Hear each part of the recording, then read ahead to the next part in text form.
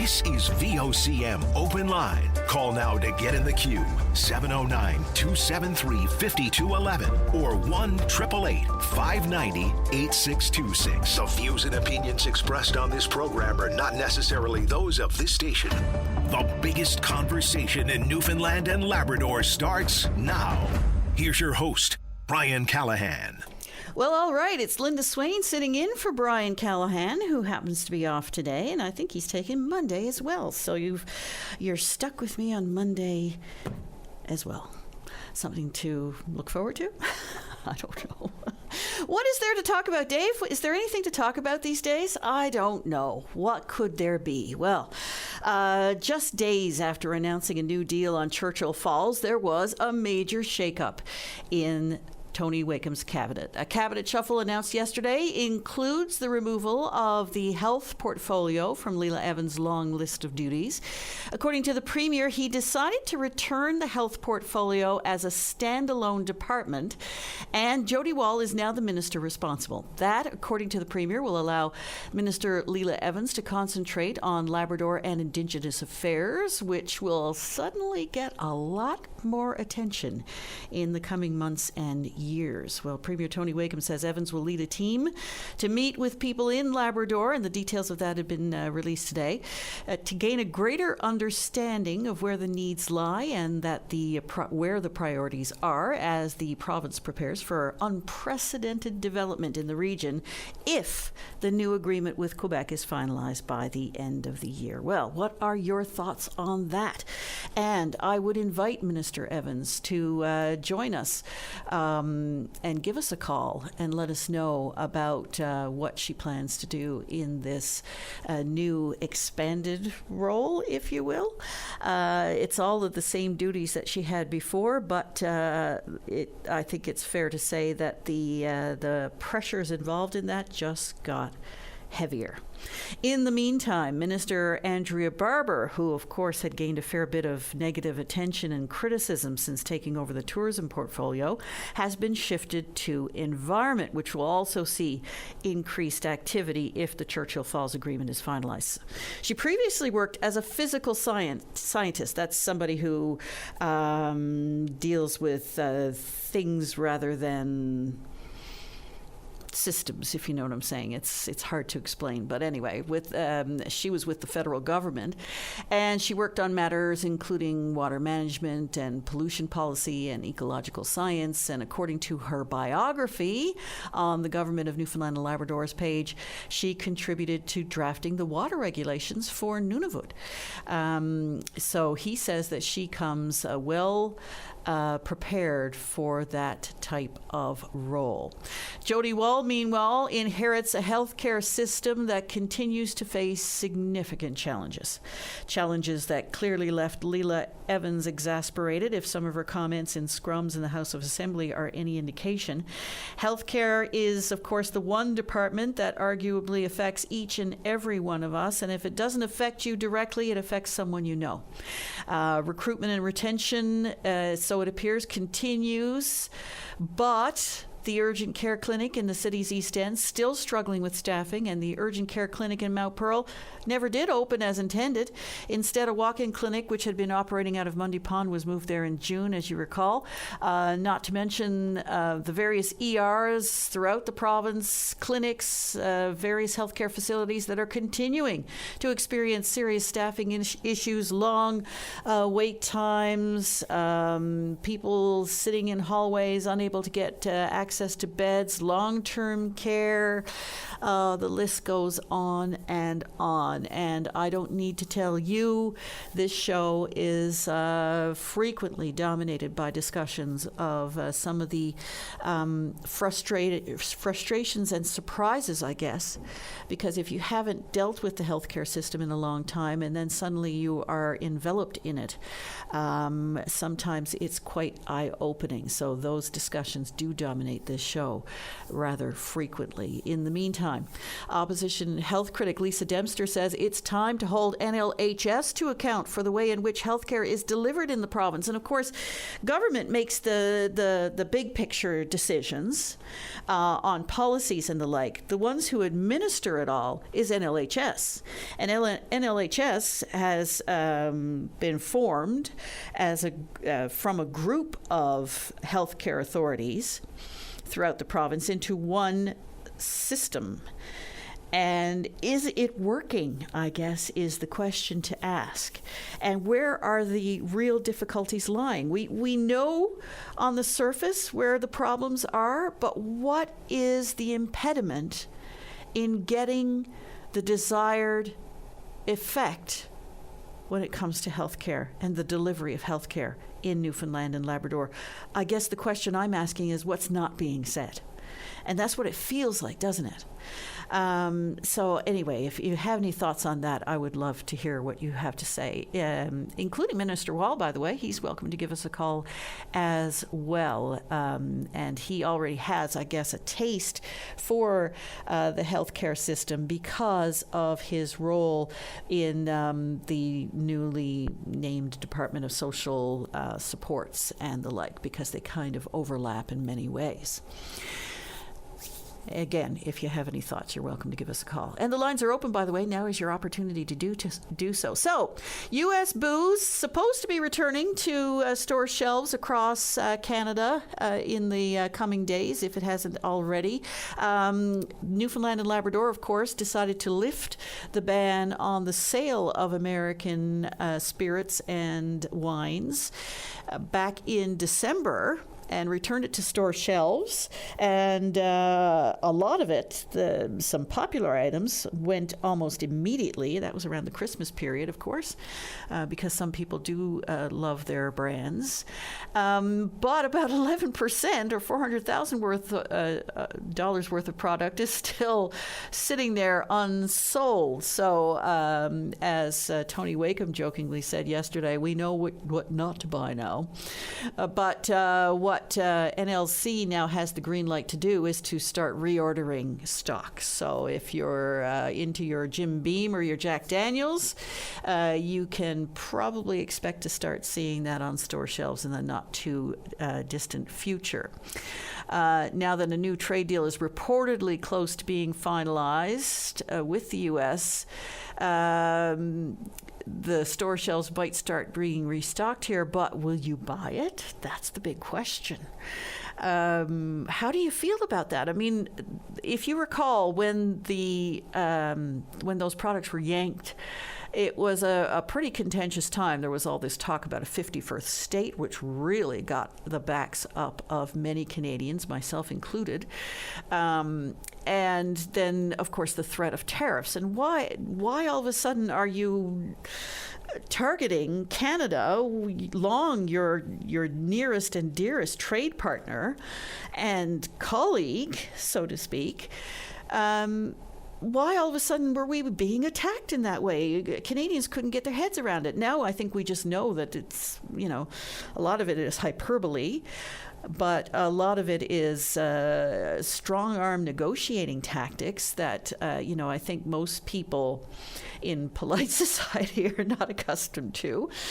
And a lot of it is just hot air. But nonetheless, it has embittered a lot of Canadians towards in their thinking towards the United States and trade and how we do things and all those kinds of things. And of course, Mark Carney has taken that and run with it and is forging with a more, independent type approach. We were moving towards these trade agreements and that in the 1980s. It was seen as a very positive move, the whole idea of globalization, and now we're becoming more isolationist.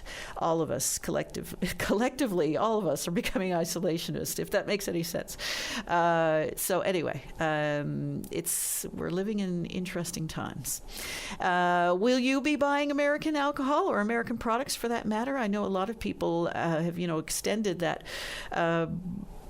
mindset to other items as well, and where and when Canadian or other products are available, they'll buy those before they buy American. Others don't just don't pay any attention and go for wherever the best deal is. But how will you forge forward? Let us know. And this is a beautiful late summer day. It was just gorgeous driving in this morning, wasn't it, Dave? You're looking forward to your walk today, aren't you? With the pupper. It's been a bit of a more traditional summer, hasn't it? A bit wetter and cooler than what we've seen in recent years.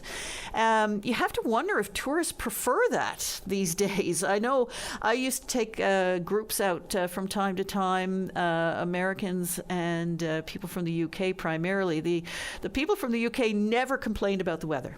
Never complained about the weather, even if it was coming down horizontally in their face, being pummeled with rain and sleet. They'd be like, "Oh no, it's fine. I just need a little hat or something, you know." And the Americans were always like, "What are you going to do about this weather?"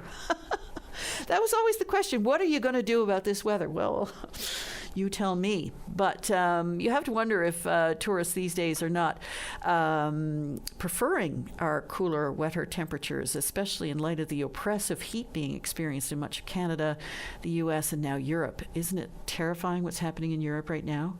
Everything is burning and the rivers are drying up. It's alarming.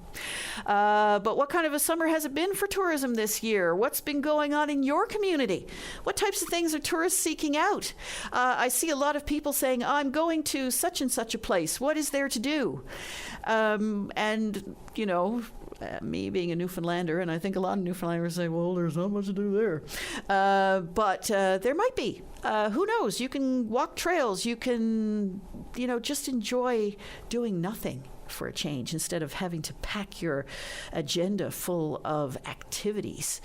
So I'd like to hear what's going on in your community. And is it just me, or does it seem like this has been a really good year for whales? Yeah, Dave is nodding emphatically. Either more people are capturing video of whales, or tour companies are getting better at promoting their experiences, or the algorithm is completely leading me astray. But it seems like there have been plenty of whale encounters this year. And I have to say, having been in boats with humpbacks in particular coming up to have a look at you, they'll actually, you know, turn and you see their eye. They're actually looking at you. They're curious. They want to know what you are and what you're doing and why you're making all those noises. It's a special thing. And if anybody has any encounters they want to talk about, they're certainly welcome to give us a call. But one thing I do find amusing on the other side of things, if not very uncomfortable, is how excited people seem to be about seeing orcas. I've seen some people even putting their hands in the water while they're oohing and aahing, trying as if they're going to try and pet these things as orcas move under their boat. And all I can think is, you know, this is not a humpback now. These are intelligent, coordinated apex predators. You wouldn't try to pet a small group of polar bears. These things can and do get the better of great white sharks, for instance. I'm no whale expert, and I share that excitement, but I also have a whole lot of trepidation when it comes to orcas, but it is very exciting to see them. And finally, I'm just going to raise this before we go to our callers. There were a bunch of loud bangs that woke people up in Gander this morning around 6 o'clock. Anybody know what that was? Did you hear it? Give us a call. Let us know what you have to say about that. I'm going to take, Dave, a very short break now. When we come back, we're going to start the show with Merv Wiseman, and whatever you have to say, give us a call. Linda Swain in for Brian Callahan, who is off today, and we are going to start the show this morning with Mr. Merv Wiseman. Hello, Merv. Well, good morning, Linda. It's a joy to hear you back on again. Thank you. I want to talk this morning, in my capacity as chair of the Food Fishery Committee, And of course, in the mix of advocacy that we're doing there is probably at the forefront of it all, and that's safety. So I want to speak to the issue of safety, but specifically I want to talk to the issue of investigation by the Transport Safety Board of the accident, the tragedy that we had in Harbour Round, I believe the 23rd of July. It's a very sad occasion for the people of that community, for the family, for all of the communities in Newfoundland and Labrador. As we started to proceed, down the path of trying to understand what happened there was an expectation, of course, that the Transport Safety Board would intervene, get involved at the very front end to do the kind of investigation that most of us thought was somewhat automatic. Unfortunately, it's not automatic. So there's been a fairly deepening silence around that from various agencies, components, government, at all levels. But the mandate here, of course, is with the Transport Safety Board to do that kind of investigation and then pass their report to the public and to Transport Canada, who would have the mandate then to implement whatever measures that's needed to try to mitigate and prevent it from happening in the future. We understood from a brief news release that there would not be an investigation. Just a very preliminary look at this. I was shocked to hear that. We were shocked to hear that, our committee. And then we wrote last week to get some clarity on that, and we received a reply, a very quick reply. I'll give them credit for that. Yesterday, we received a letter from the Transport Safety Board indicating that no, there would not be a formal investigation under their purview, their authority, their legislation, but they would have a very, somewhat preliminary look. They call it a level 5. I think there's about 6 levels to their types of investigations. And this would be a level 5. And basically it would be to look at the statistics around the loss of the vessel and the people, and that the building of a database. They indicated that they've done a lot of work on fishing justice safety in the past, and they have. It's framed now as being under watch list, which gives it a special status of monitoring, and that they would probably use it. They would look for trends. Emphasis on trends, because I thought we had a trend, Linda, quite frankly. We have lost a lot of those types of vessels, 22, 23-foot speedboats, if you will. And I think of 20 where we lost a couple of people a few years ago. I'm thinking of St. Lawrence. I'm thinking of Southern Harbour. I'm thinking of Bonavista. I'm thinking of Fleur-de-Lis, right in the backyard of Harbour Round. And it seems to me there's a trend there that we should be all very concerned about. But nevertheless, now they're going to be looking for trends and to see where they can use this statistics, very preliminary information in the future. So we're not going to accept that, our committee. We're going to move it forward to more senior levels of government, probably to the PMO. But just let me relate this little incident to you. Before you do, though, yes, okay. Merv, and I don't mean to interrupt you, but has there been any indication whatsoever why this approach is being taken? Not a satisfactory one. If you look at the letter that was sent, they say there's not an automatic investigation. If there's an accident, if there's accidental death that occurred, it doesn't automatically trigger their response in terms of an in-depth investigation. So I'm at a loss. I'm frustrated. I'm at a loss. I don't think it's acceptable, and I don't think the general public believes it's acceptable because we want to learn. We're not being nosy. We need to know. We need to understand the dynamics around all of the issues that came into play here. Was it structural issues to do with the type of vessel we were using? Was it to do with the safety equipment that was being carried or not being carried? Is it to do with practices? Was it to do with the weather? Was it to do with the pressure that was being put on on for fish harvesters to get out there and to harvest their fish in a short period of time, and if they didn't, they wouldn't get that revenue to earn a living and so on and so forth. And the list just goes on and on. So many factors that should be considered here that we can learn lessons from. But just a little item, if you heard in the news, I'm sure you did, that there was a small aircraft went down in BC just a little over a week ago. And in fact, it careened on the highway. No one in the aircraft was killed. They were hurt, obviously, but someone in a vehicle on the highway was killed, unfortunately.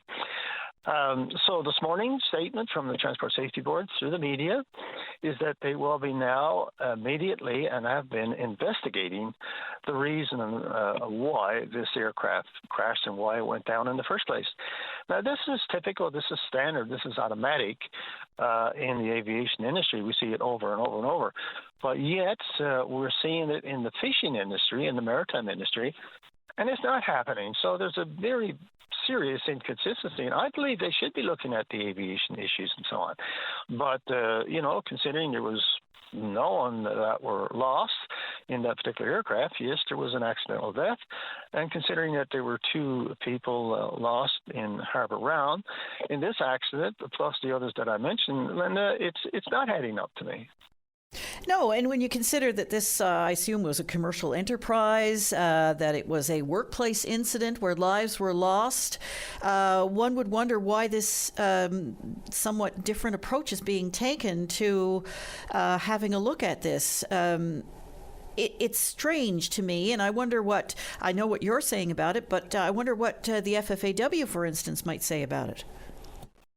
I've wondered the same thing out loud, and I've asked publicly for the FFAW to exercise their voice. They have a very strong voice, as you know. I listened to the executive director, Mr. Parsons, on an interview on the broadcast at the CBC just a couple of days ago, and he was specifically asked the question, about the Harbour Round incident, and a month later, I know there's a lot of tribulation, if you will, apprehension about talking about the incident because of sensitivities and families and so on. And look, that's not lost on me as well. But I did hear the family, and I've talked to friends in Harbour Round and says, look, we have to talk about this. We need to understand the things around us. But the executive director had indicated that, well, asked about the incident and the Transport Safety Board involvement, and he couldn't speak to it because he didn't know the details around it. And I'm thinking for the executive director of the Safety Association to not know the details around it, and the need for that association, all about safety, to understand the issues around that, to get it out there and to say these are prevention items that we need to flag.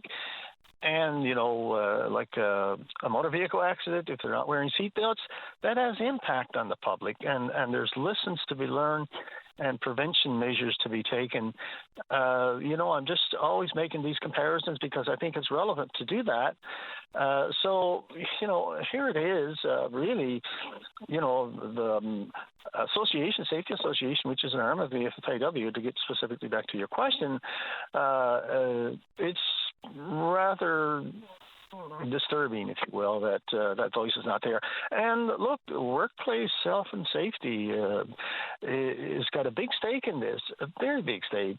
And the executive director had indicated that they do a lot of consultation with workplace health and safety, as they should, around accidents in the workplace, especially the commercial workplace. And it seems that there's no voice there that I can find out about.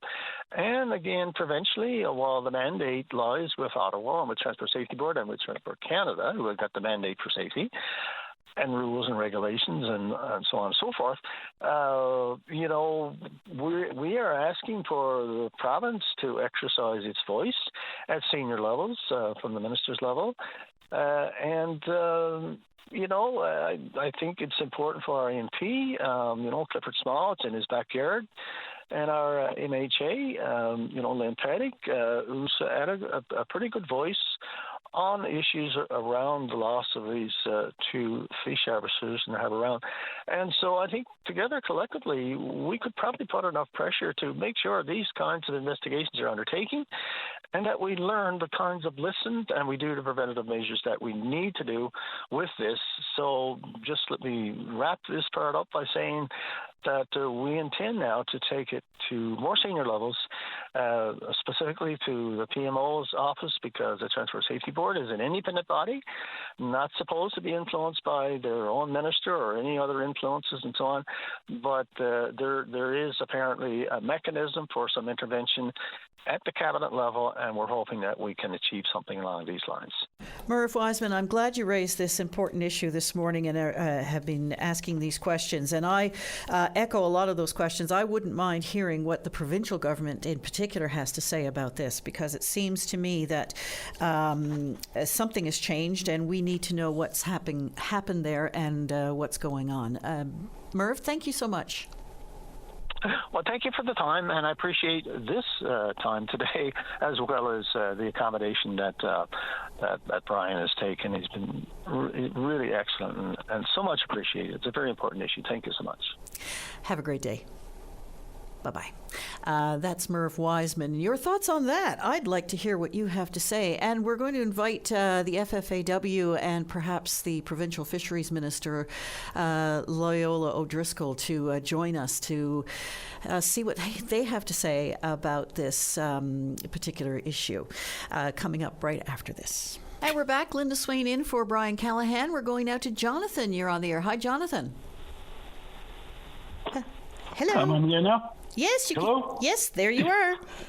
Okay, I thought I was on the air already. I was always doing my sermon, but anyway, here I am. I was in Ukraine this year. We had to travel back in April on an emergency trip. Not my first choice, obviously, to go into a war zone. My wife is from Ukraine. She's been here since 21. She got here before the war started.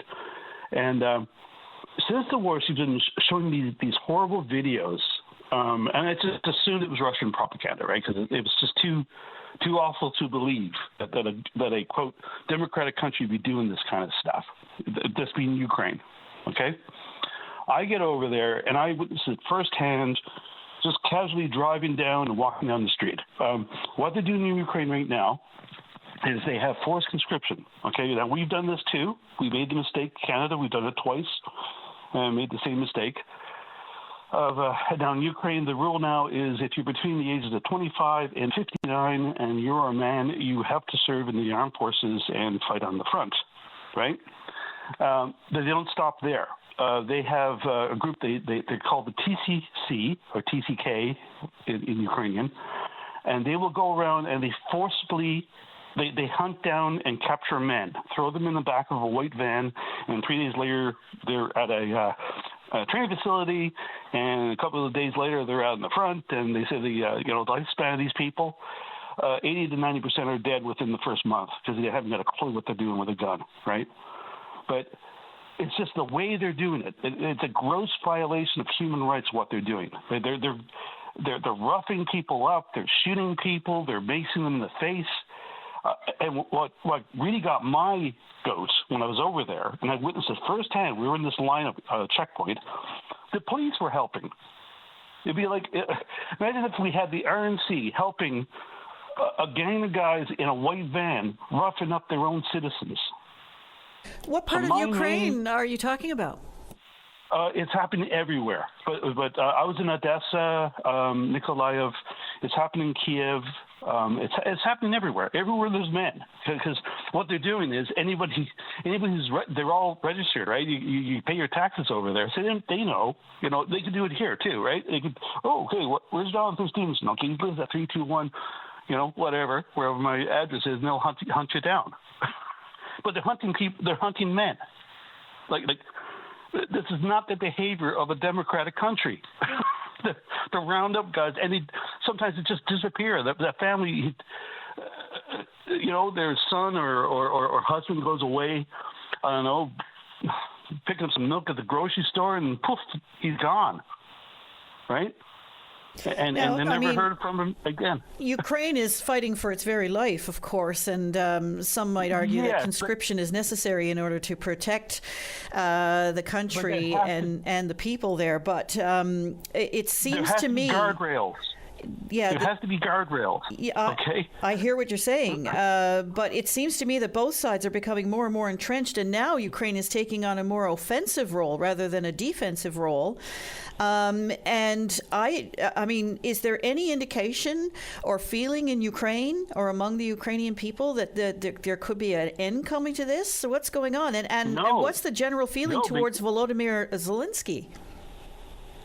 Very, very, very negative.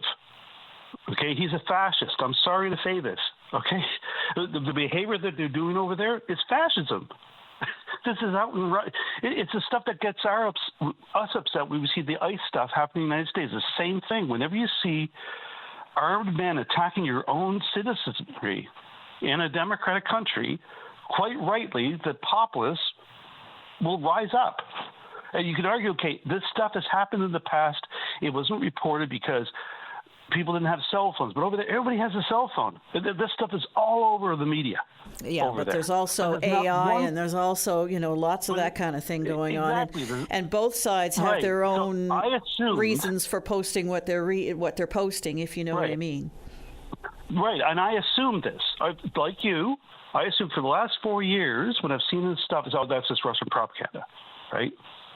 But it's interesting. When we're over there, we're driving by, and there's the UN. The UN are over there doing human rights war crimes investigations, right? Primarily with Russia, of course. But it actually got into the report. At the end of March, there's a report released by the UNHCR that actually mentioned this. They call it. They actually have a word for it over there. It's called bussification. When a plain white van shows up, that it's the TCK. Run, right? But because the problem is they don't check IDs. Like when I was over there, I was scared to death. Like they don't. Who cares if I have my passport in my pocket? Like they're going to look at that, right? I looked. Like I had to be careful. I had to stay indoors for most of the time I was in there. But it got on this report because apparently what happened last year? There's a German diplomat in Kiev. His son went missing, and he showed up in the hospital a couple of days later with broken ribs. He was all beaten up. He was nabbed, right? So it's completely indiscriminate what they're doing. And then there's a money aspect to it. That there's as usual, there's a corruption thing going on over there where if you've got $5,000 US on you, they won't take you. They'll take the money and let you go, but they might be back later. It's like catch and release, like a sick form of a catch release fishery. It's just disgusting. And my put is this: it's not being reported over here. And I've tried, by the way, that's why I'm calling you guys today. It was actually a suggestion from my daughter's boyfriend. He said, why don't you just try open line? Nobody's listening. Like I've got in touch with, or tried to get in touch with my MP. I tried to get in touch with Fifth Estate, CBC. I reached out to CTV. Nothing. Pete, nothing. Nobody's interested. So it's got me wondering, like, why? Like, there are journalists over there, right? Brian Snoot has been in Ukraine basically continuously since the beginning of the war. They must have seen this stuff too, right? Why isn't it being reported? Yeah, and the situation has become, as I said, so entrenched now over the years. What are we into the fourth year now? And neither side seems willing to compromise or relent or come to a peaceful conclusion.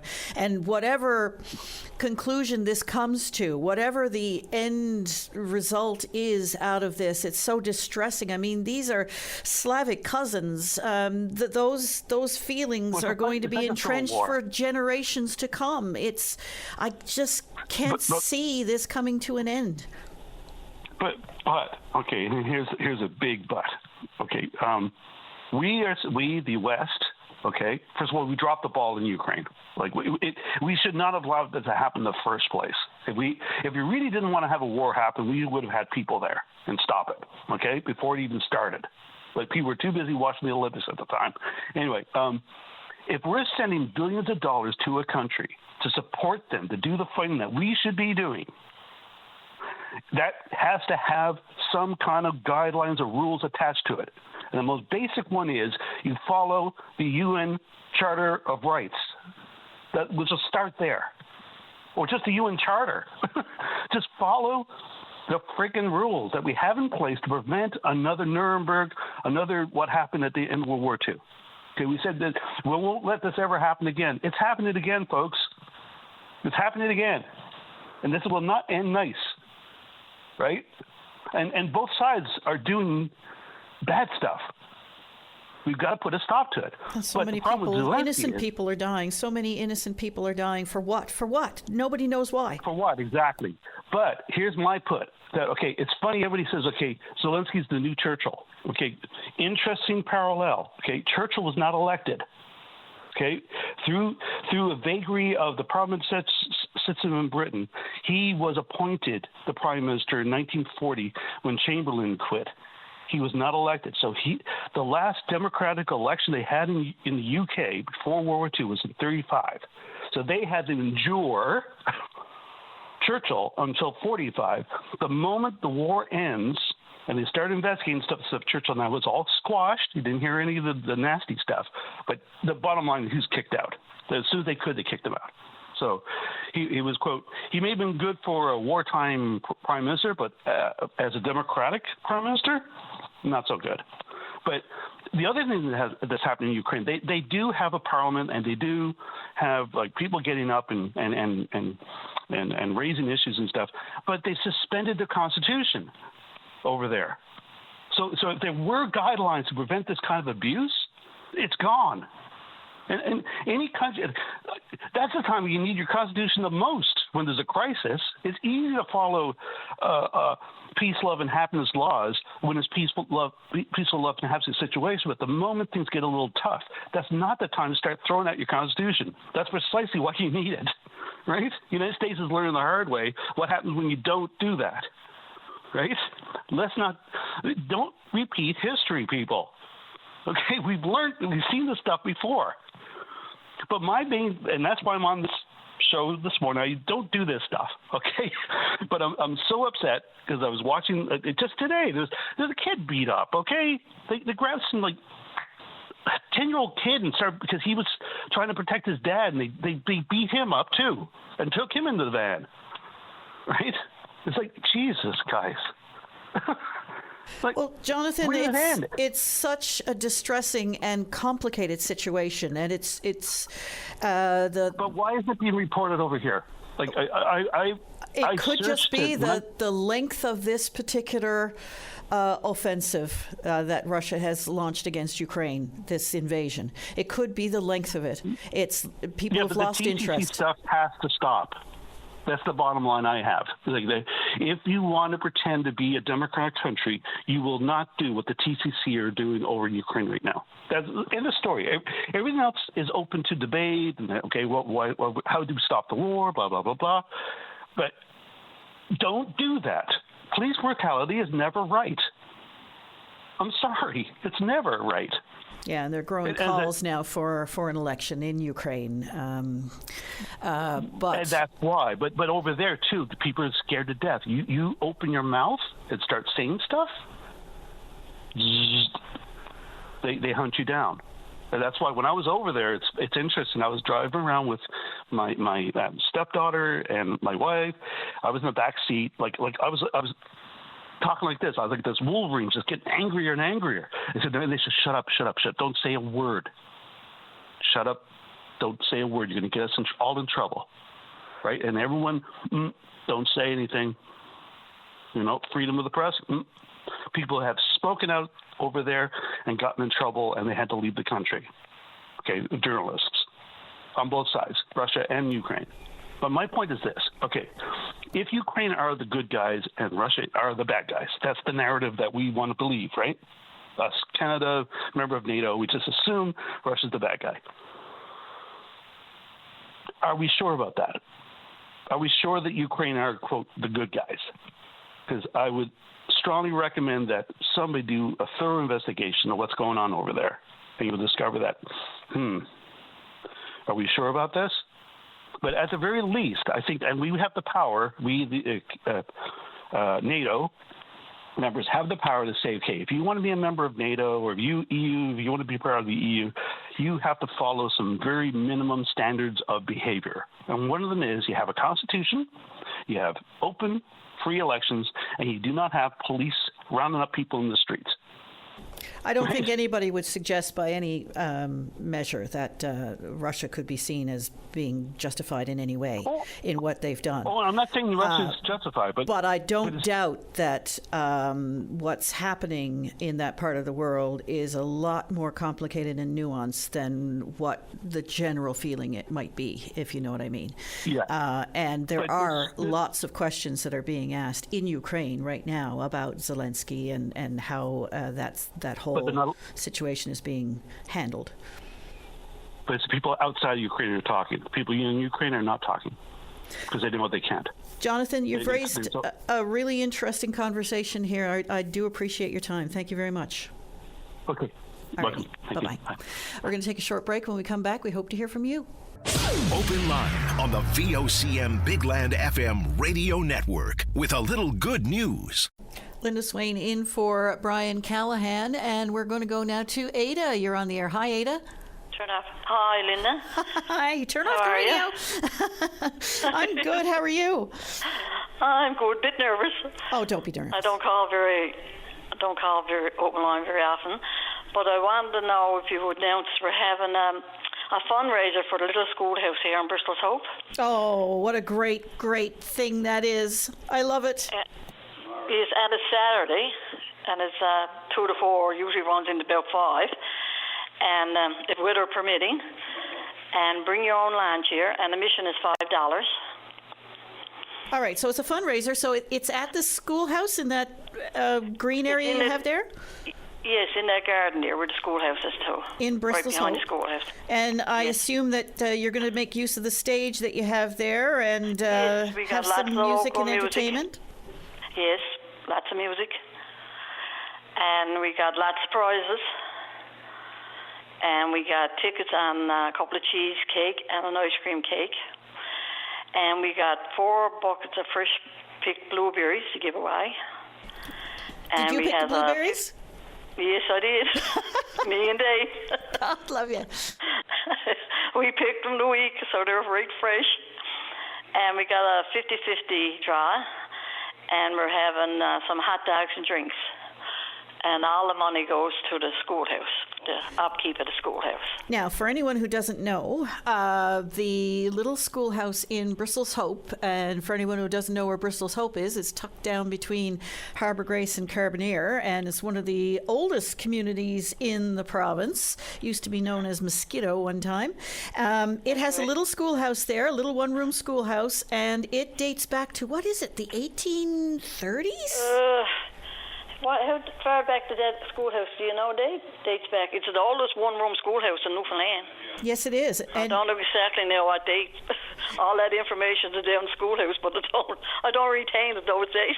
And only for the work of dedicated volunteers, it might never still be there. But it's beautiful. No. It's kept up. You hire a summer student every year to give people a look-see. Yes, and it's all kinds of things. If you went down there and went into the little schoolhouse, we don't charge no fee. There's a little box there. You can give a donation if you like. And it's just like stepping back in time. The pot-belly stove, the old chandeliers, all the old books, this is a beautiful little schoolhouse. It really is, and people remark on it when they go in. You know, people of a certain age, in particular, will remark on how it used to be one time. And of course, the upkeep of a building like that is not cheap. No, we looks after it, and we mow the grass ourselves and try to keep things going down there. So we have this one fundraiser every year. We never had it last year on account of fire, but this year we're having it again, and we're hoping for a good turnout so we can keep it going. So that's 2 to 4 tomorrow in the little green area there by the Bristol's Hope schoolhouse. And anybody who's never been to Bristol's Hope, here's your opportunity to see what the community, which really comes together and does a lot of good work there for the residents, to have a look. And for anybody who is familiar with the area, well, sure, it's a good excuse to get down to Bristol's Hope. Yes, thank you very much, Linda. All right, thanks, Ada. All the best with it now. Okay, thank you very much. All righty. Bye. Bye-bye. Yes, and I know a little bit too much about that schoolhouse. That's all I'm going to say. We're going to go now to Daryl in Gander. Hello, Daryl. Oh, hi, Linda. How are you today? I'm great. How are you? Oh, I'm doing good. Thank you very much, and thanks for having me on your show there. Good program as usual. Linda, what I want to talk about today is this MOU, which everybody is talking about. And I'm going to focus on like this 50-year contract. I mean, 50 years is a long time. I mean, like back in 69, they signed, I think it was 99 years. Why are we doing these 50-year contracts to start with, which is too long because things could change over a period of time. Sometimes it might go in your favor, might not go into your favor. But won't they have some provisions there, like every 5 years have a reevaluation off the contract? And you know, do something like stuff like that. And not only that, this getting a credit of 15% on your light bill, that's like dangling a carrot in front of a rabbit. Because what happens if the hydro bills goes up, like say to 30 cents or 40 cents a kilowatt hour? There's no provisions there like for increases, and I think there should be a cap onto it. You know, no more increases. But so you go for that, that's great, and you might save, I don't know, probably $300 a year or whatever. But the way inflation is going, you'll be lucky if you be able to buy a couple roasts for that if things keep going and going. Well, those are important questions, and that, hopefully those are raised during the debate, which will start sometime next month. Right. You know, so I mean, so that's fine. It might sound great to save all this and that, but there's no guarantees on the rate increase. There's no provisions there at all. To me, it should be a cap put on the rate increase, and this is what you pay, and that's it. That'd be better than offering a 15% credit, because that credit is no good if the hydro skyrockets, and there's no guarantee that it won't in the near future. So there's got to be a lot of foresight put into all this stuff, and I don't agree with Tony Wakeham. Like he guaranteed that he'll have a referendum, and now they're changing his mind on it. And then he agrees, said, well, we're not worried about time limits and all that stuff.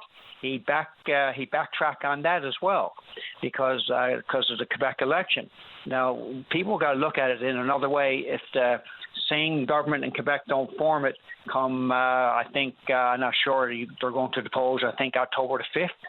I mean, they still need power.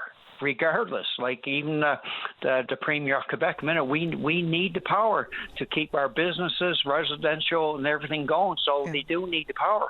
But I also listened to a commentary there recently. Daryl, we're up to news time. I'm going to have to leave it there. But you're raising some very important questions, and there's lots of time yet to ask those questions again and expand on them. I do appreciate your time, though. Thank you so much. And Linda, I'll sign off. I would get Dave Vardy and Des Sullivan on your show. I listened to them there recently. Be worthwhile to get them onto your show and educate the people of the province off this latest deal. Sure. Thanks. All right. Thank you very much, and all the best to you and your listening audience and staff at VOCM. All right. Thank you, Daryl. We're up to news time now with Brian Medor.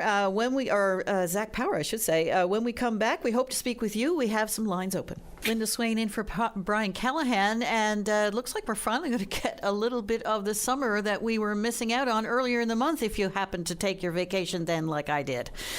Anyway, sunshine and low 20s, which is absolutely perfectly pleasant by the looks of things in the St. John's area, at least for the coming days and into the early part of next week. We're going to go now to Chris. You're on the air. Hi, Chris.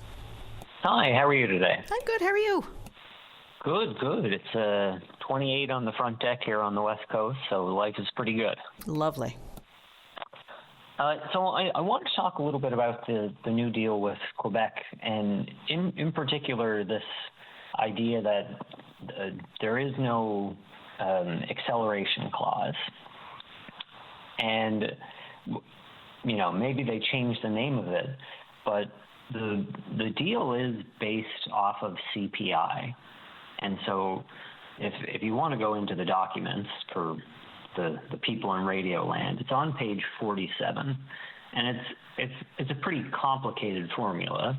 So I haven't done the work to be able to say what the implications are, but basically there's a 2% assumed inflation over that period, and so the cost that Quebec pays raises by around 2% every year. And if inflation is slightly higher, it will go up a little bit, or if it's slightly lower, it can go down a little bit as well. So if that's the case, then why are we hearing that the 2% escalator clause has been removed? That's an excellent question. Because on both sides, one would think they would have read this deal fairly thoroughly, that they would be spending their money on research and analysis rather than communications. But instead, there's a lot of talk about this thing that does actually exist in the contract. Now, I don't think it's a good deal. I don't, for a variety of reasons, mostly that we don't maintain even close to half of what is currently made at Churchill Falls, going out to 2077.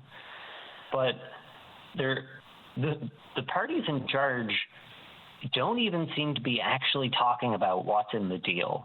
It's very, very slogan heavy, and that really doesn't serve any of us well.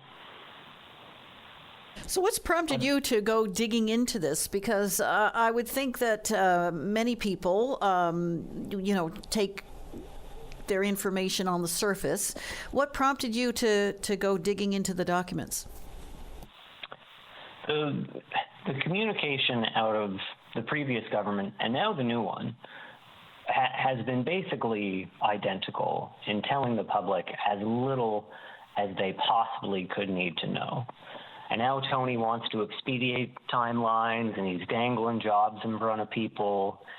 And, the devil that everyone says is in the details are being ignored. Even the broad strokes are being ignored. This is indexed to inflation, and kind of everyone assumes inflation will go up. And so the question we should be having around that is the deadband put in the right place? And what will it mean in 50 years' time? Or like the caller brought up, sure, it's nice we get this 15% discount, but this goes out till 2077. So if energy prices have doubled a couple times between now and then, how much are we going to be on the hook for? And so I did a little quick math, and at current energy prices, Tony has promised taking on $4.6 billion in new debt. Now that's less than what we get from the deal, but it's still just new debt. And if energy prices raise at 3% a year, which is slightly above inflation, but also incredibly believable, then we'd be on the hook for something like $10.5 billion in new debt. And I really just don't think our province has been taking the long view at this. And the nature of rates on the island are a big problem anyways. Newfoundland Power is guaranteed, I believe, an 8% return on their investment every year. Just unheard of for a real business. Not something a government gets to do, just this gift we give to Newfoundland Power that recurs every year and will compound dramatically over 50 years. So we are on the island looking at 40, 50 cents a kilowatt hour that we are subsidizing while selling power that's made for a fraction of a cent. It's really kind of bonkers. And it's obviously complicated. I don't hold that against anyone. This stuff is hard and boring, and a bunch of people with money in the province are trying to convince us that it's the best thing since sliced bread. But it's a really bad deal, and it is even more concerning that the PCs don't know how to talk about the kind of good parts of it, which makes me think that they don't even understand what is actually in the details. And so I can't imagine you can win a negotiation when you don't even know what's happening in it. Is it an acknowledgement that a deal had to be reached? I mean, there's a big impetus from Quebec and Ottawa to reach a deal. So I don't know what hypnotic trance Mark Carney put on Tony, but clearly, Tony was compelled into doing a 180, into going back on a core campaign promise to basically lie to a bunch of people. And I think ratepayers will remember that, and voters will not reward them for that. But, Tony fell victim to the same sense of panic that the Liberals were trying to convince us of 2 years ago. And it's, I have no idea who the pool of advisors is that keeps giving this bad advice to our premiers, but they do not have island ratepayers' interests at heart. They got something else going on, and they are trying to push through something that is going to cost us truly hundreds of billions of dollars in lost opportunity, because we will need to build new power on the island, and it probably will cost 17 cents, like Quebec says replacement for Churchill will be. And all the 15% discounts won't make a difference when, when our power provider is also going to get a guaranteed 8% on whatever astronomical fees we're already paying. It's a problem that is very challenging and very complex, and our leaders keep taking the short path out, the easy path, where they can promise a bunch of jobs and talk about billions of dollars without actually solving the problem. And I'm very disappointed in the PC government, and I hope there are PCs that are in the party that will be willing to vote against this, because if they don't, then they're part of a truly $100 billion deception that was the PC's last campaign. Do you think it's likely, though, that this will not be accepted in the House of Assembly after debate? I mean, PCs have a majority, and it is very similar to the Liberals' deal. So I could imagine there'd even be Liberals that would vote for it. So it seems very likely that the deal will pass, even though, as far as I can tell from the public commentary, the people that like the old one still like this one, but the people that didn't like it tend to still not like it. So the premier gets to decide if he will ignore the people that put him into office. And if he does, then, I can only hope that the PCs will be incredibly punished at the next election for that. Chris, let's see what others have to say. I appreciate your time this morning. I appreciate yours. You have a great day. All right. Thank you. We're going to take a short break. What are your thoughts? Give us a call. We have lines open. And we're back. Linda Swain in for Brian Callahan. And we're going to go now to Stan. You're on the air. Hi, Stan. Hi, Linda. I got a complaint with the healthcare. Now, I phoned in before. I got nothing but praise for the staff, but the system, as we all know, has gone downhill that far. You never get it up again. A family member of mine, fell last night in the mid-70s, hit her head.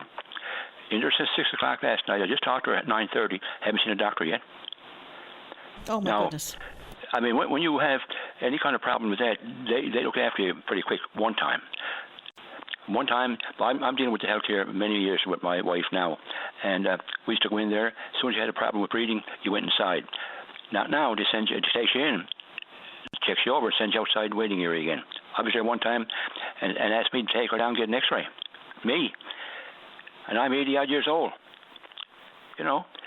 Where's the staff to it? They don't have enough of staff, and this system is not the staff, because I got no praise for the staff. But she's there since 6 o'clock last night, and never seen a doctor yet since 9:30. Well, 9:30 this morning I talked to her.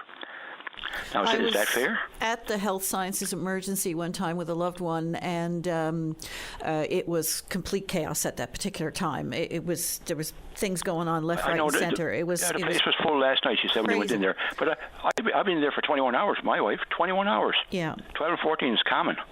And at this particular time when I went in there, and I mentioned, wow, is it always like this? Is it always on wheels like this? And the nurse, an exasperated nurse who was very professional, I should say, and just wonderful, doing everything. It was almost like she was an octopus. She had so many arms going.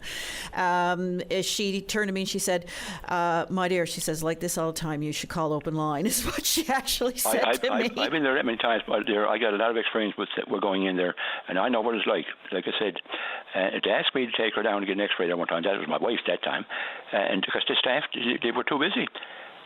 And there were 16 ambulances backed up that time when I was in there.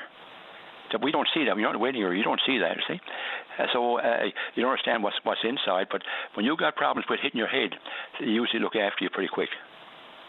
One would think. Now, they go through a triage. I can't second-guess that system or how that's done. Obviously, it was determined that she could wait, or your friend or whoever it is could wait. Well, I'd say COVID time, around COVID time, I fell up here where I'm living to.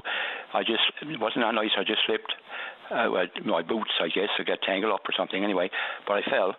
And they called an ambulance. I was taken in, and I was no time at all. I was taken in and put through a machine there to check my head, everything, see if everything was okay. But now, that was COVID times 4 or 5 years ago. Now it's gone downhill that much. It'll never go up there again. You'll never get any sense. Now I got a doctor. We got doctors, but you can't go to a doctor at 2 o'clock in the morning. And with certain problems, if they send you go to a doctor, they're going to send you to emerge anyway. But I mean, what I'm complaining about this morning now was she's in there since 6 o'clock last night, and she hasn't seen a doctor up to 9:30 this morning. A senior who's fallen and struck their head. Yes, mid-70s, and like I said, I've been there. I know what it's like inside there. Every little place you can put a bed or a stretcher or whatever. There's a body on it. I know. I've been through that. All that. I know the whole system because I've been through it for 15 years or so. I know what it's like in there, right? I'm still dealing with the healthcare, but I got nothing but praise for the staff.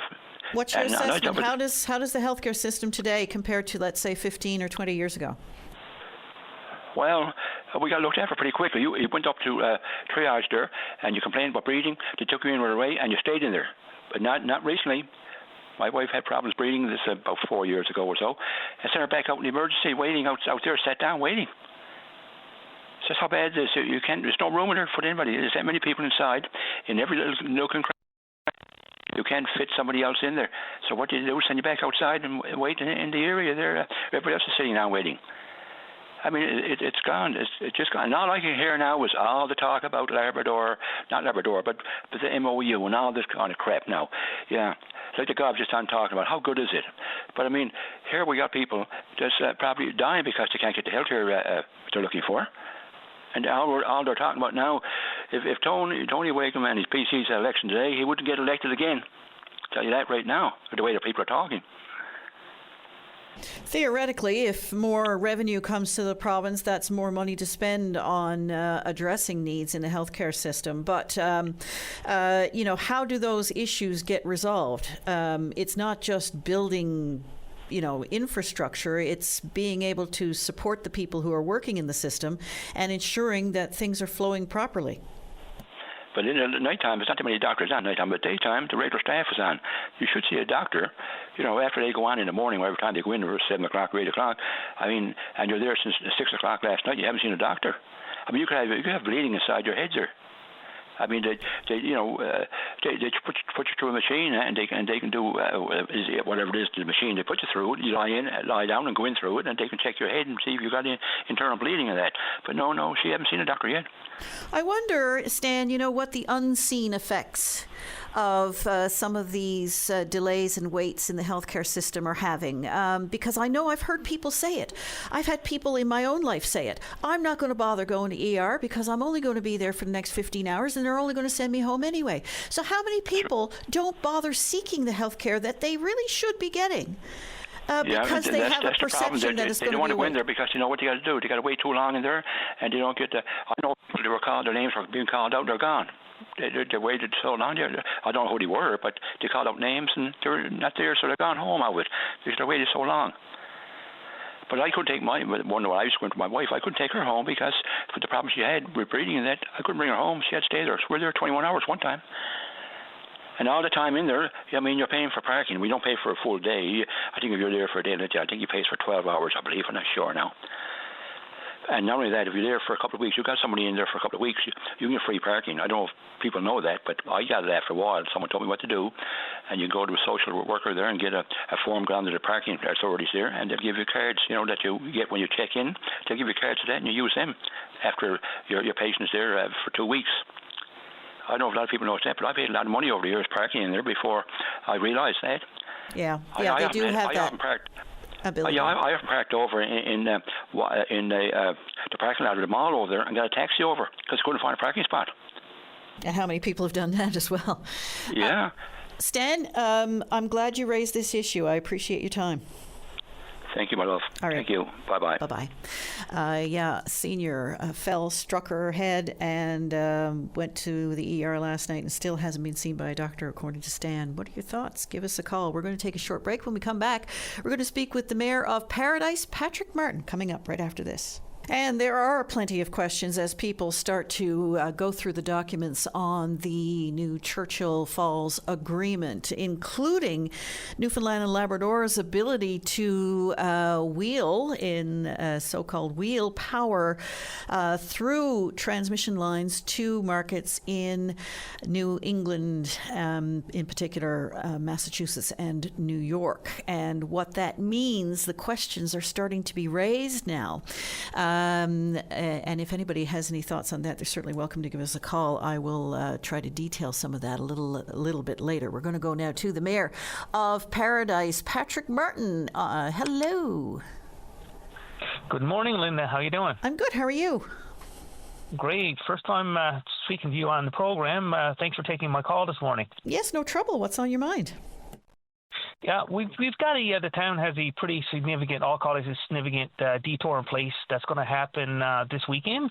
It's part of our, a water connection that has to happen on Topsail Road between the Paradise Plaza from 6 a.m. Saturday, and it's going to go right till 9 p.m. on Sunday.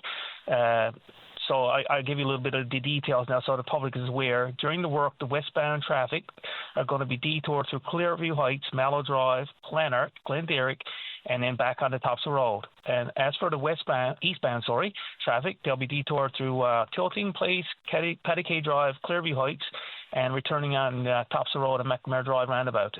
It's necessary for a water main connection with the development we have happening in the area. And one of the few ways in and out of Paradise, so that's a big disruption. It is, but you know what? We're fully going to be accessible. Local residents will still be able to access their homes through there. We're going to have people there. It's going to be totally accessible. And the businesses like the Paradise Plaza will still be able to be accessed through McNamara Drive, and the new Tim Hortons on Topsail Road, which is right in the middle of this, will be accessed from the west end. So, we recognize this is an inconvenience to everybody, but it's really necessary to get that water main connection done on the weekend. So, and I'd rather do it right now than before school starts. And you're trying, I guess, to disrupt, limit the disruption by having this in the evening and overnight hours. Yeah. So that's, we work, our town staff work with the developer to make sure that as little disruption that we can do to our residents as possible. But it is. So from time to time, we recognize that this happens, and we've also got a major, I'll call it major provincial baseball tournament happening at Peterbury Duff this weekend as well. So that's another reason I want to put this out there so that people are aware of, the disruption in traffic at the tops of the road, but you can still access the baseball field. You just got to give yourself a little bit more time to get where you got to go from point A to point B. And tell us about this water work now. What is this all about? Well, it's part of the construction that's happening there with the new local business in Paradise Plaza in the next phase there, just adjacent to the first phase that's there. So in between the Tim Hortons and the new Tim Hortons and where Starbucks is too, we got some new development happening there. So they just got to connect the water connection there, the water main, to get the rest of it done. So no frills going there. So we just got to make the connection to get them their water line access. Very good. So you don't anticipate any further, delays in that? We never know what can happen with construction. We'll say, like, if everything goes as proceeded, and it should be back and working again before Monday morning. Like, they're anticipating to have this done by Sunday at 9 p.m. So, I think they're pretty confident that they can do this work. We'll have, and there'll be a cut in the tops of the road as well. And we've got a policy in place there to make sure that that's repaired and done properly when it's all done, so that we don't have tops of the road looking horrible, right? Indeed, and I'm glad you called to let people know about that, particularly people who must go back and forth between Paradise and elsewhere. Mayor Martin, I wanted to ask you this question because we're talking about traffic, and I know traffic is an ongoing issue for the town of Paradise in particular. Where are we with all of that? I know that various traffic studies have been done. Are you still looking at other ways to address traffic congestion in Paradise? What's going on with all of that? Absolutely, and I'm glad you asked that question this morning. You know what? Because during the campaign, one of the main things of my running for mayor was to get a connection in Paradise, and I'm happy to see that all of support from all of our council, we're all united in getting this done. We want to see another way in and out of Paradise. We've had multiple meetings with the current provincial government, as well as we've met with the opposition as well, but we sat with the provincial government only as little as probably 3 weeks ago. We've had meetings about different topics, and this was one of the major things that was on the agenda, was the traffic connection for another way in and out of Paradise. They're committed to the study, which is going to see the whole region be incorporated in the study, which is important. We don't want to take traffic from somewhere else and bring it to Paradise, and we don't want Paradise's traffic going to CBS or Mount Pearl. So it's great that they're looking at the whole region. We fully support their traffic study, but we're also, we want to see after the study, because we all know we got a problem, so we want to see money allocated in an upcoming budget very soon, and we want to see those connections happen sooner than later. It's very important, and Paradise is growing, and we needed this a long time ago, and council are very, very strongly willed that we want to see this happen. So what kind of alternatives are possible then? Because it is a pretty densely developed area. What are you looking at as a possibility, as an alternate route? Well, there's ways that we can connect the Outer Ring Road to different areas of Paradise. We then to our St. Thomas Line, tops of the road. There's lots of different opportunities there. I guess it's the traffic study will dictate the best points of access for the town, and we have to make sure whatever way we proceed as well, that we take in account the local residents and what the impacts are going to be on those. So making sure that if we have a road directly going into a neighborhood, we don't want to be making sure that traffic inundates that neighborhood without having traffic calming measures or mitigations in place too. So it all works in hand. But I guess the traffic study will dictate that, and we're very, very anxious for this to be done. Mayor Martin, I do appreciate your time. Thank you. Thank you so much. I appreciate it. I just want to get the word out. I think it's very important. This council is very proactive, and we believe in getting the message out ahead. Thank you so much, Linda. Appreciate it. Bye-bye. For anybody going back and forth between Paradise and all points beyond, there is going to be a detour in place in the area of Paradise Place on Topsail Road, starting around 6 p.m. Saturday and ending around 9 a.m. Sunday, and that will take you through Clearview and Tilting and all those. There will be signs there, so you needn't worry about that. But if you do have to be somewhere at a particular time, you might want to plan ahead just a little bit. We're going to take a very short break. We have some lines open. Now is your opportunity to give us a call. And we're back on VOCM Open Line. Linda Swain sitting in for Brian Callahan today and on Monday. If there's anything that you've heard so far in the show or that is on your mind and you want to raise yourself, here is your opportunity to do so. The lines are currently open. We were talking a little bit earlier about the provincial government's decision to create this Team Labrador to head to the region and start talking about some of the needs and priorities for people in the region in light of this Churchill Falls agreement. And the Premier seems to be taking this aspect of things quite seriously. And there's been a lot of talk recently about the creation of a third transmission line to Labrador West, which is something that has been discussed for many years now. And it looks like it will come to fruition in part because of funding that is being made available by the federal government. But I couldn't help but wonder about the coast of Labrador in particular. We have quite a number of communities spread out along that vast area of geography, all of which currently rely on diesel for power.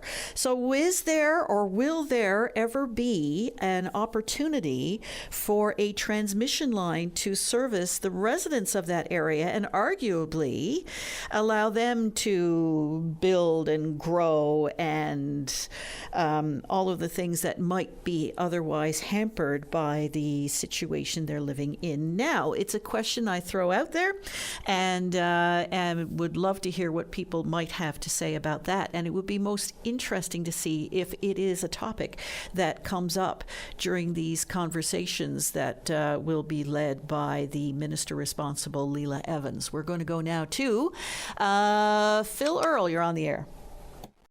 Good morning. Thank you for taking my call, Linda. Yes, no trouble. I've been listening this last few days about the change in the referendum and the New Deal, etc. I just wanted to make a couple of comments. I heard Des Sullivan and Gabe Gregory talking yesterday for an hour, and I'm familiar with some of Dave Vardy's assessment. He's an economist. Money-wise for the price of electricity in the future. And there's a number of things that bother me. I'll just say it briefly. When somebody says time is now, attention now, this kind of stuff, what's the hurry, you know? To go back to the fishery in 49, we know how the federal government treated Newfoundland. We can look at and see the moratorium and the state of the fishery. We know what happened to the minerals in Labrador, mainly. There's one smelter, I guess, there in Newfoundland. The rest went to Ontario and China. And you look at our resources, now the hydro, we know what happened to Churchill Falls, a terrible deal. Billions of dollars we lost. Now, from what I understand, we're paying, I think, roughly 16 cents a kilowatt hour. With the New Deal, it's going to be somewhere between 13 and 16, not much difference. Quebec pays 8 cents, I think, and they're going to pay 8 cents in the future. Now, I remember, as you know quite well, Jeff Sterling. Jeff Sterling was a friend of mine, a good friend of many people. And I remember in 63, he bought gold at $35 an ounce.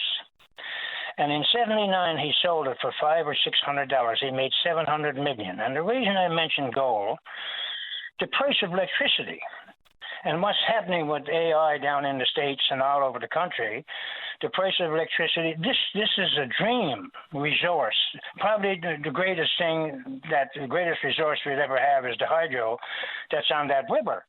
And it just, look, we got the chance here to have a silk purse, not a sow's ear.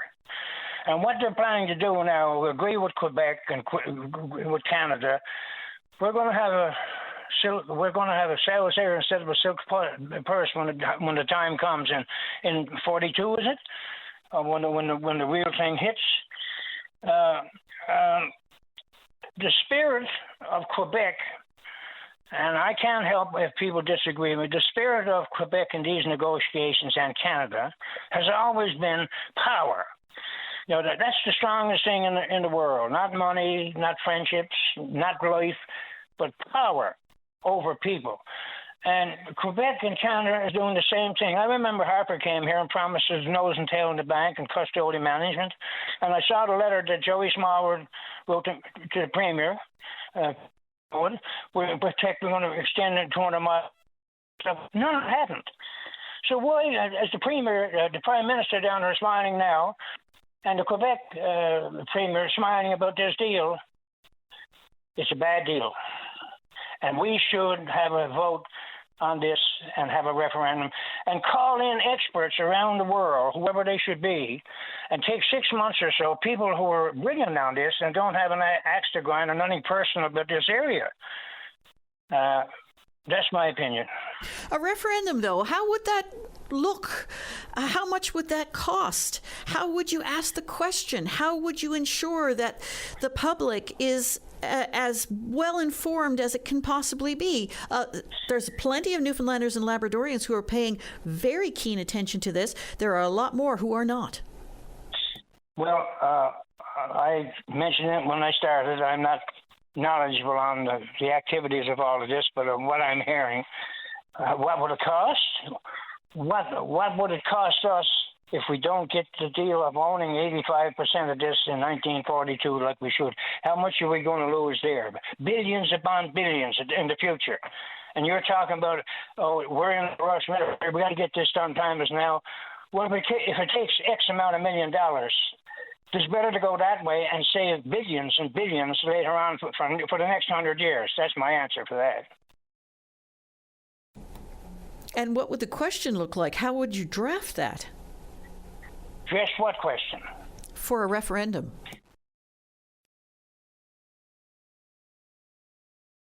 Hello? Oh, we lost him. I think we lost him. Yep. So how would you draft a question as on a topic as big as that? Phil? Oh. I'm here. Yeah, okay, yeah. How would you draft the question? Draft which question? The referendum question. Well, we should have the referendum and iron all this out and have experts here to tell us what the future potential and value this would be in 10, 15, 20, 100, 80, 50 years from now. In the billions and billions. One of the greatest resources we have. Maybe the greatest. I think we're short-sighting ourselves and giving up again and selling it for something short, immediate profit here in the future and giving it up 1,000, 10,000 times more than we would get in the future. All right. Yeah. Phil Earle, I really appreciate your time. Thank you. Well, thanks for taking my call. Thank you. Alrighty. Bye-bye. Bye-bye. Phil Earle there. If you have any thoughts on what he's had to say, you are welcome to give us a call. And here's a question that came in my mind as he was discussing the issue of a referendum. If memory serves, and I don't have the information in front of me right now, I can look it up certainly. I recall the finance minister indicating that 8 million, is that the figure that they said?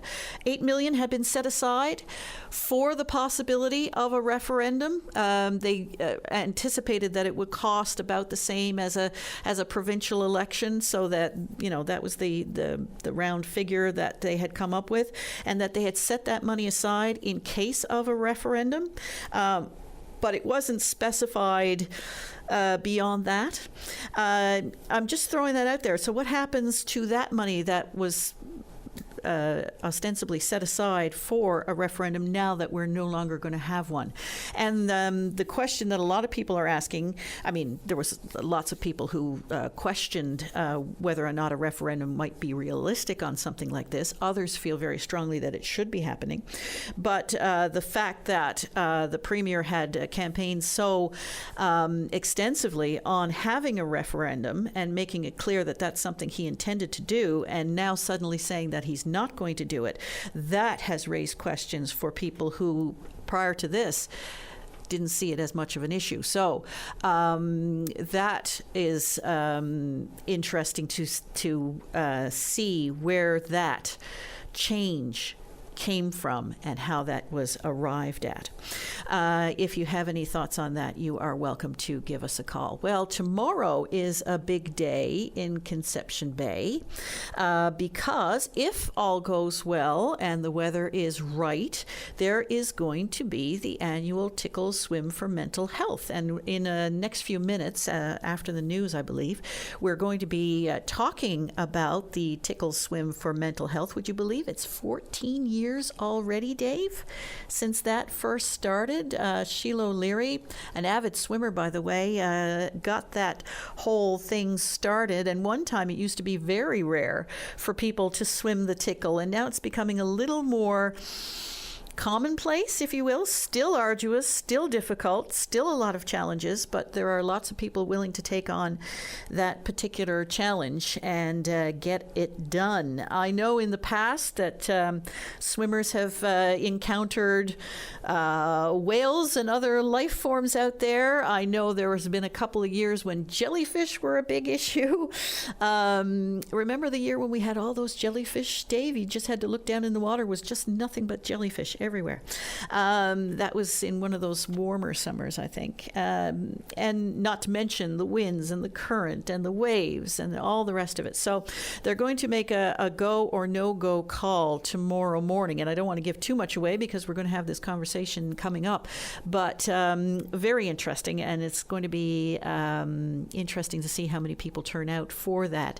I think you got to like grease up your body and everything. Is that correct? Like you got to like... Anyway, it's a whole thing.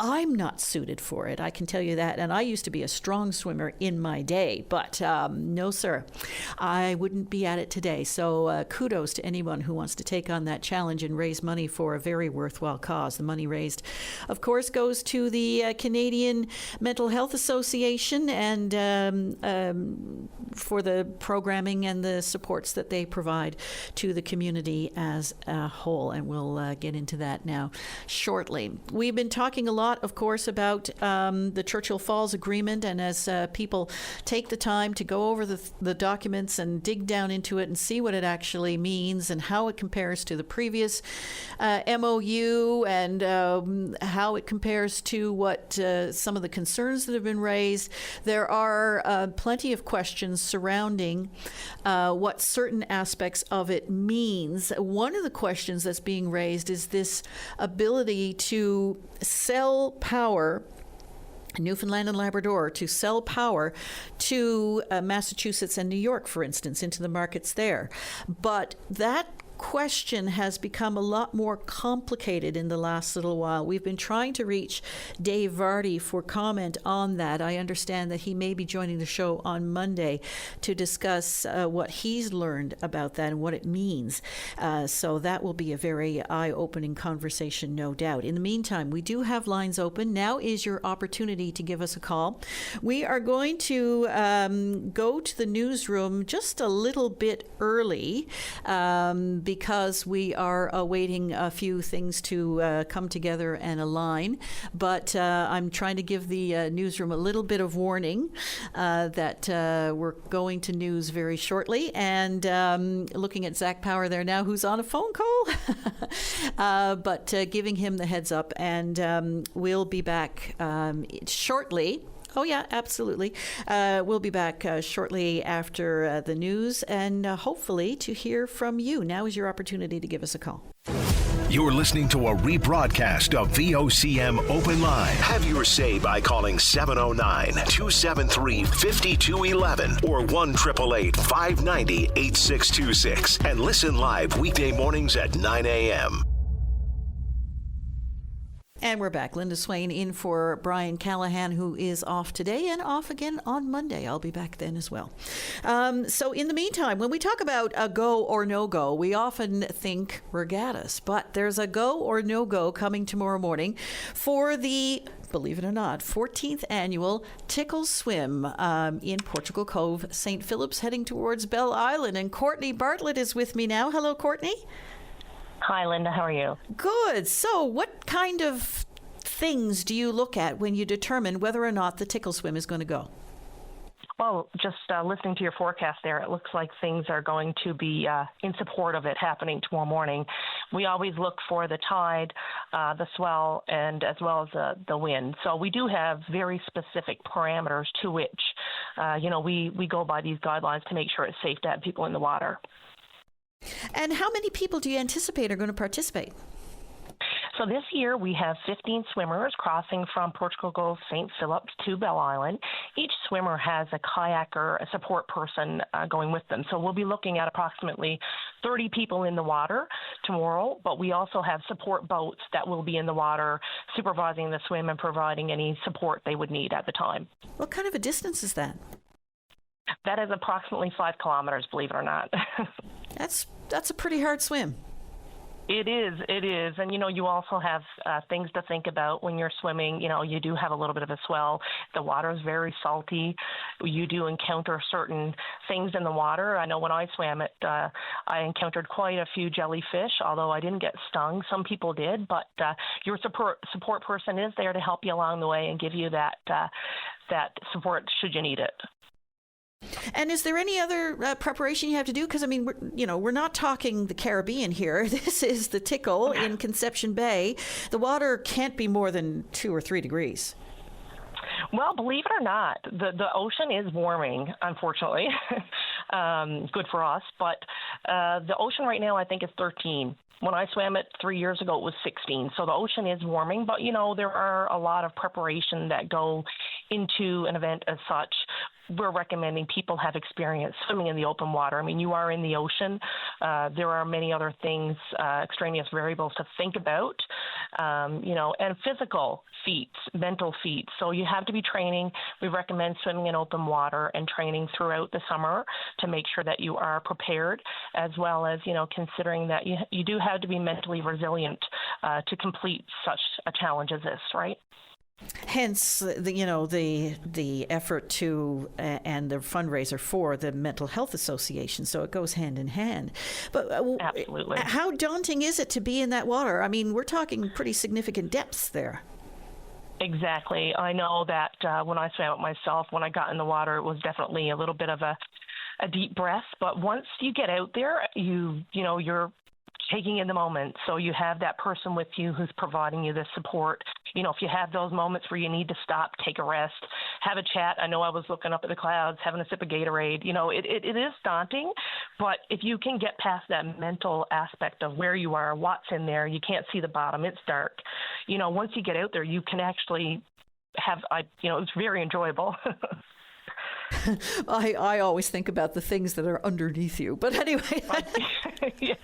I have nightmares about that stuff. But anyway, yeah. So how long does it usually take to swim it? Well, it depends on this. Every swimmer is different. We have people we've had one person cross in less than an hour, which is outstanding. I myself, I'm not a triathlete. I do a fair bit of swimming, but it did take me close to 2 hours. But anything after that, we generally, 3 hours, we're getting people out of the water. So everybody pretty much finishes. I was one of the last to come in. So generally under 2 hours. So it's not for the faint of heart, and it's not for the casual swimmer. You have to do a little bit of prep and training for this. Absolutely. I mean, you have to think safety, and that's all in our at back of our heads as the committee as well. You know, we want people to have an enjoyable swim. We don't want to be having someone getting in there and realizing they're over their head. So that's why we have these things in place to make sure that, you know, we're giving the swimmers support even before the swim happens and making sure they're prepared mentally and physically for this challenge. And what's it like to crawl up on the beach there in Lance Cove when it's all over? Well, it does take you some time because you've been in the water for a long time. Your legs are quite wobbly. You know, I know when I was getting out and I fell down a few times. I'm like, oh my gosh, like I can't even stand up right here. But we have people there to give you a hand and, you know, give you a hug when you get to shore. And it is, you know, it is quite a physical feat. And then you go back on the ferry, I guess. Well, then we all sort of have a moment. We have some pictures. Everybody's, you know, some camaraderie there. We generally go to Dick's Fish and Chips stand and have a feed, and everybody's talking about the swim and, you know, just sort of sharing stories and things like that. And then we all catch the ferry back. So it's quite an event. It must be a feeling of accomplishment as well. Absolutely. And when we have these beautiful medals to give the swimmers when they come on shore, and congratulations. There's family members there to support them, as well as us, the committee, and some other, you know, community members. You know, it's great to see people showing up to support the people that are in the water, and that doesn't go unnoticed. And how much has been raised for the Canadian Mental Health Association through this effort? So far, we've raised more than $25,000 this year. We do keep our platform open, which is at thetickleswim.ca, where you can donate. That's open for a few weeks afterwards. So, you know, when people get the pictures, when it gets, you know, a little bit more publicity, we do find that even up to 2 weeks after, we're still rolling in with donations, which are much appreciated. Oh, for sure. And so you've done it once before? A couple of times? I have done it once. I was hoping to do it again this year, but sadly I didn't get the time to prepare. Everybody on the committee, there's at least, you know, 5 or 6 of us that have done the swim, and some of the members have done it several times. And do you think you have another tickle swim in you? Absolutely. But, you know, you also want to be mindful, and you want to be smart about what you're doing. You know, if you realize that you haven't committed to the training, safety is the utmost importance in this event, right? You know, so if you don't do the training and you're not prepared, then you shouldn't commit to it, right? And do you have to grease yourself up? I remember that with the channel swims and stuff. Absolutely. You do want to make sure that you have certain areas. We use different things to make sure that you're not getting much friction there, because when you are swimming such a distance, there's a lot of so you do have some redness in different areas of the body, but we all try to prepare for that. Yeah, and I imagine that's not too pleasant in salt water. No. And you'll suffer for a while after, too, I would imagine. It stings a while. Yeah. Some are worse than others. Well, Courtney, too bad you're not swimming this year, but thanks for joining us and letting us know all about it. You say about 15 people are going to be participating tomorrow? That's right. There are 15 people, and we'll be there at 7 a.m. To get the swimmers in the water. Then we hop on the ferry, and we will go across and wait on the beach over there for them to do the crossing. So if anybody wants to come out and, you know, see the swimmers off tomorrow, it's down at the Belle Island Ferry Terminal. We're going to have the kayakers in the water around 6:30. We're hopefully going to get the swimmers in the water at 7, and then we'll make our way over on the ferry. Great. Best of luck to all of you. It looks like it's a go. Really appreciate your time. Thank you for having me, Linda. Thanks so much. Alrighty. Bye-bye. Have a good day. Bye-bye. And that's the annual Tickle Swim for Mental Health, scheduled to get underway tomorrow at 7. Conditions look good, so best of luck to all the participants. We're going to take a short break. When we come back, we will speak with you.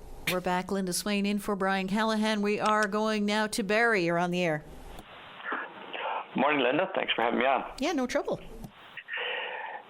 Anyway, people have been talking about the MOU, and the thing that bothers me is that we talk about dozens of different things, and they all have different levels of importance. And there's one big thing which seems to be relegated, and that is the amount of money that is being earned by the Upper Churchill this year. If we use the price of that we're paying here in Newfoundland for electricity, which is 15 or 16 cents a kilowatt hour, or even if we use the 9 cents that they pay in Quebec. If we use the 15, Churchill Falls is turning a profit, and I use the word profit earnings, if you like, at that price of $5 billion every year. $5 billion in 2026. It'll be the same thing in 27, and if the price goes up, it'll be more than $5 billion. And I think at a very minimum, we should get at least half of that. Right. $2.5 million, which would put us in a surplus position. And people don't seem to focus on that particular thing, which is bigger than all the other things put together. And that's why the Churchill Falls Agreement was reopened, is because of that disparity that, we've been making this. We are making money, but we're making a very paltry amount compared to what Quebec is making. And they wanted to re-explore that to gain a better equality there. But are we achieving that? Well, that is the question. How much of that $5 billion are we going to receive in 2027? Do you know? I think I heard someone say it's around 700 million, or about 14% of it. The other plus 14, 86% is going to be benefiting Quebec and Quebecers. That's what we're agreeing to. And I think since it's our water, our land, under provincial jurisdiction, at least we should get half, shouldn't we? Well, that's an argument that an awful lot of people would make. But who knows when it comes to the intricacies of negotiations, what gets hammered out. Some people have But we do know. pointed... But that's what I say, but it's done. Yeah, well, this is it. Some people have said that this agreement is essentially no different from the previous MOU, which was no different from the previous 1969 contract, with a few small adjustments. So we spent money to hire 3 gentlemen to assess the original MOU. That came in 24, and they told us emphatically that it was a bad deal for Newfoundland and we should not sign it. Now we're having a government come along and say, here's one that's different in a couple little ways, but fundamentally it's the same one. And now they're saying we should accept it. Well, you're asking the same question an awful lot of people are asking. What has changed? Well, that's what I'd like to know. Is there? It seems to me clear from the government themselves that very little has changed from the 24 MOU, which we've spent taxpayers' money to have 3 people investigate it, people who are experts, and they told us it was a bad deal. So why isn't it still a bad deal? Barry, you're asking a very good question. We'll see what others have to say about that. And by the way, we're going to try and get the Premier on before the end of this hour, so keep listening. Well, that's certainly a question that you should certainly ask him. Can I give you another question to ask him? Sure. He talked about having the right to sell power into the United States, and that we would be able to sell power. And I'm wondering who the we is. Is it the government of Newfoundland, or is it CFLCO? And I think, let's suppose we can sell $500 million of electricity. If it's the Newfoundland government and we get the money for it, the profit for it, that's one thing. If CFLCO gets it, we only get 2/3 of it.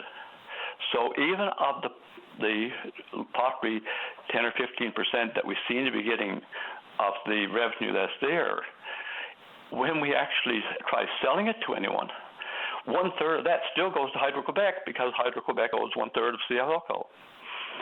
So clarify when he talks about how much money we will receive, who is we? Is it the government, or is it CFLCO? Because if it's CFLCO, we only get 2/3 of it. Excellent points, Barry. I appreciate your time. Bye. Thanks. All right. Bye-bye. And we'll try and get some of those answers, and those will be some of the answers that a lot of people will be trying to get over the coming weeks. We're going to go now to Henry. You're on the air. Hi, Henry. Good morning, Linda. Thanks for taking my call. Yeah, no trouble. Linda, what I want to talk about today is drug toxicity death rates in the province and some advocacy work that I've been doing for the last number of years to try to help reduce those numbers. Okay. So what is your role? Are you working on the streets with people? What do you do? Well, a lot of the advocacy work that I'm doing is based on lived experience. And, just to give you an idea here, in 2024, there were a total of 92 drug toxicity deaths in the province. 75 of those were deemed by the chief medical examiner to be accidental. And there are two policies currently at play that, if they were changed, could help reduce these numbers. One of these policies rests with the College of Physicians and Surgeons, and the other rests with the College of Pharmacy. So the way that things work is that if your doctor feels that you may be developing a dependency on particular medication, you can enter into what's called a treatment agreement.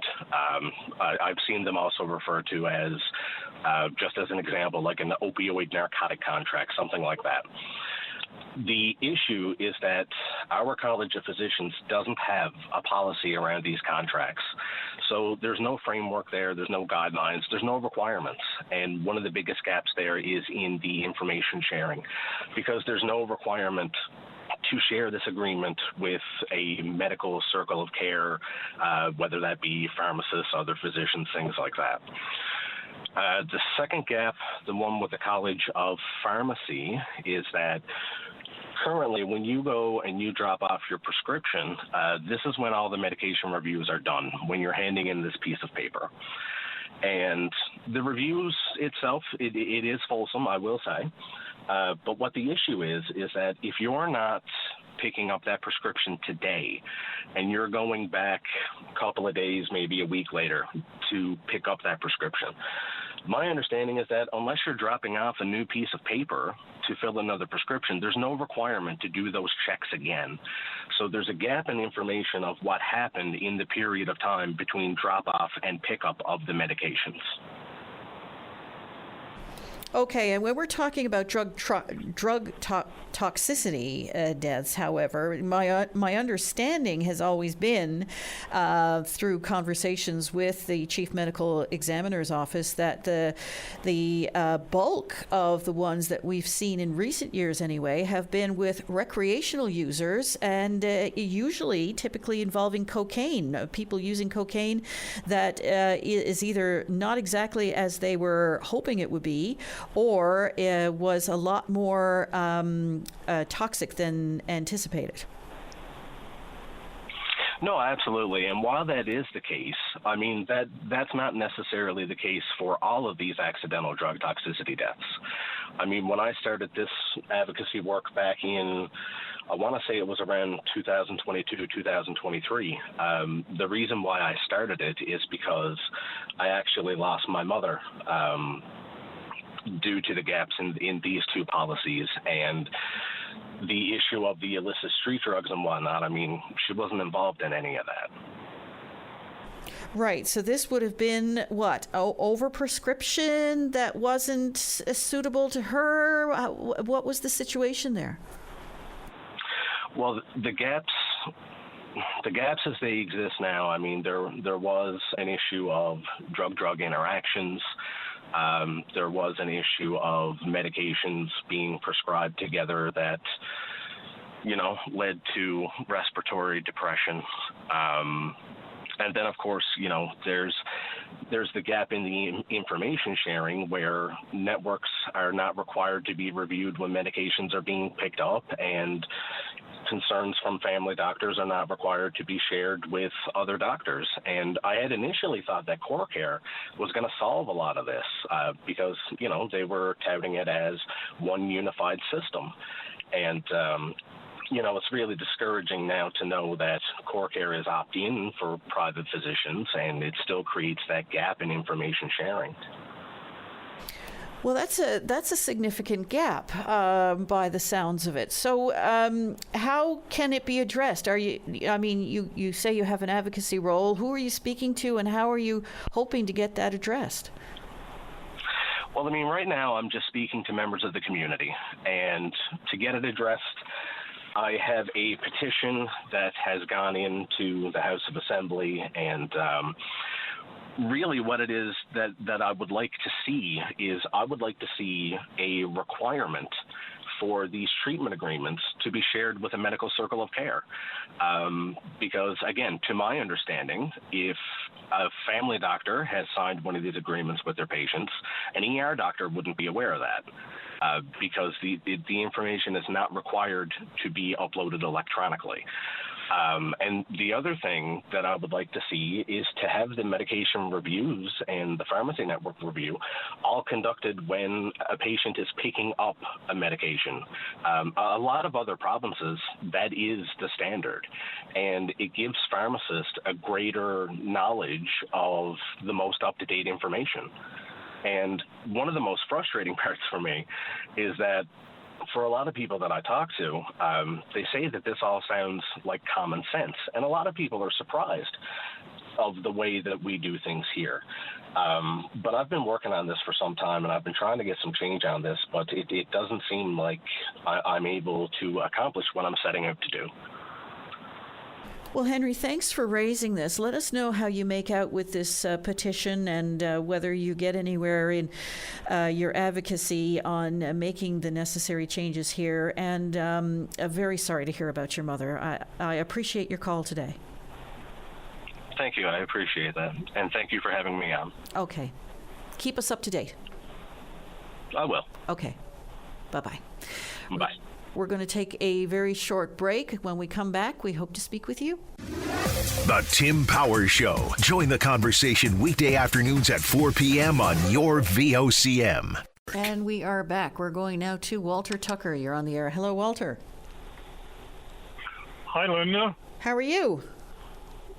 I'm good. I was a frequent caller back in the day with Patty when this first MOU, the 24 MOU, was first circulated. And I guess since the Tories took power, I've been somewhat quiet with regard to public. But I wanted to call you this morning, and I want to talk about 2 points. And before I do that, just let me very briefly establish my credentials for being able to talk about this. I'm an 80-year, just turned 80, professional engineer. The last part of my career was senior vice president for SNC-Lavalin, a Quebec engineering company, one of the largest in Canada, and at that time, one of the largest in the world. So that gives me a little bit of knowledge about what we've all been talking about this morning and over the last number of months. Let me say, for the benefit of Newfoundlanders listening, who most of them can't even read this latest thing, and that's no reflection on them. The thing is made complicated so that most of us can't, me included. 3 important things. If you look at 7 individual companies and people have come out and established the value of Churchill Falls at somewhere between $4.5 and $6 billion per year once we get to own it in 2041. That's $4.5 to $5 billion. Let's say $5 billion per year each year after 2041. All of that comes to the Newfoundland Treasury. That's an important thing that most Newfoundlanders who can't get into the weeds and look at all the stuff that's been talked about this morning. The other thing that I wanted to say to you is, during the campaign, I went to one of Tony Wakeham's campaign rallies, and listened and asked a couple of questions, spoke to him after, but looked into his eye and said, Tony, what are you going to do about this? He said, we're going to fix it. We don't agree with it, like you don't agree with it. We're going to fix it. And one of the things we're going to do is we're going to call a referendum when it's all been done and people know what we're talking about. Now, Tony has broken a few promises since he took over. One of the ones is no referendum. So that's the main point I wanted to talk to you about this morning. I think the Conservatives, together with Mark Carney and Quebec, have set a trap re the memorandum. And the trap being they're going to go to the House of Assembly. They're going to have a charade like the Fury government had. And everything is going to be glitz and beautiful and wonderful. And then they're going to come back into the House after a while, and they're going to have a vote. Tories are all going to vote party line, which if they maintain their present count, they'll win, even if they don't. The Liberals are going to support it. Doesn't really matter what the Independents and the NDP do, because they will have won, and this thing will become law. So that's the trap that I'm saying. The fact that he is not going to call a referendum, that's the trap that's been set. And it's insulting to people like me who understand this, and it should be insulting to people that have some knowledge of it. And the fact that we're saying it should be insulting to the other people. So that's what I had to say to you today, Linda. Is there anything specific in this particular agreement that you see as problematic?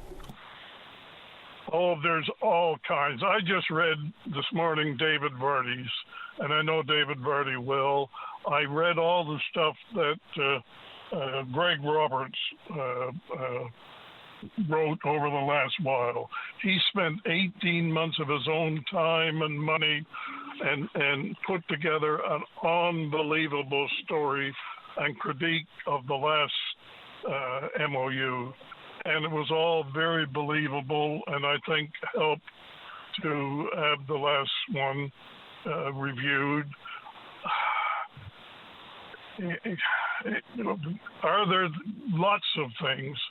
I didn't really want to get into that today because I'm not an expert on that. You've had the experts. You've had Dave Vardy. You're going to have them again. You should have Greg Roberts. You've had Gabe Gregory, an excellent representation for this.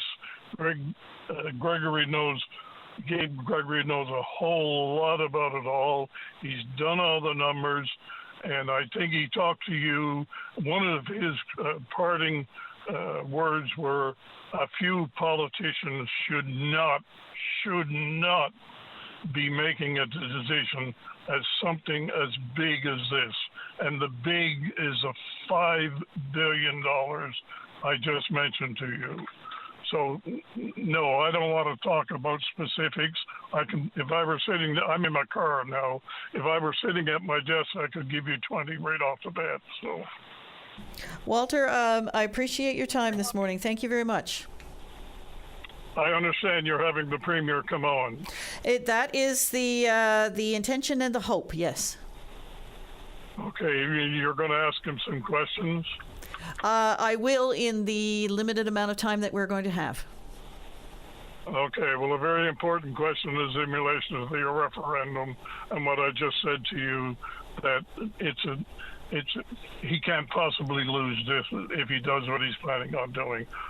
And the colleagues that I work with, not the group of 9, but all the groups are together on opposing this latest MOU. Anyhow, good luck with the Premier, and you might want to ask him about what I just said in relation to the trap. All right. Walter Tucker, thank you very much. Thank you. All right. Bye-bye.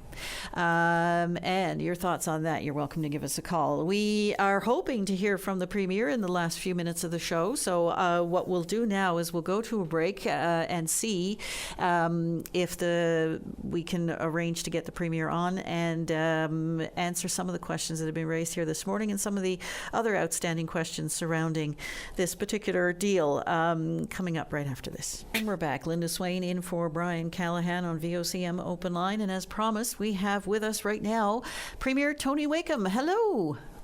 Good morning, Linda. How are you? Wonderful, thank you. Good. You and I have discussed this before. You've discussed this at length with other reporters as well.